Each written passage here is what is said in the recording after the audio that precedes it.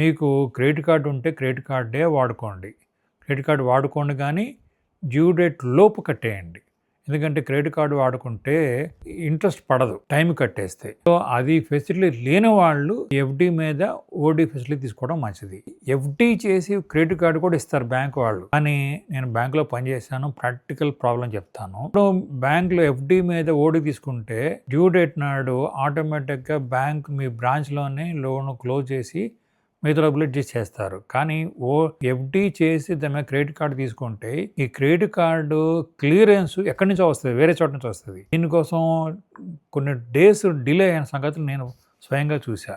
ప్రాక్టికల్గా కొంచెం ఇబ్బందులు ఉన్నాయి. సో ఎఫ్డి మీద ఓడి జస్ట్ 1% ₹5 ₹10 వడ్డీ పడుతుందండి, ఏముంది.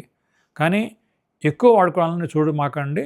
టెంపరీగా వాడుకోవడానికి మాత్రం, అంటే మీ ఎఫ్డీలో 1/3 వాడుకునేటట్టుగా అయితే ఇది కొంచెం కంఫర్టబుల్గా ఉంటుంది. అవసరం అయితే 90% వాడుకోవచ్చు, 100% కూడా వాడుకోవచ్చు. మరీ అవసరం అయితే ఎఫ్డీకి క్యాన్సిల్ కూడా చేసుకోవచ్చు.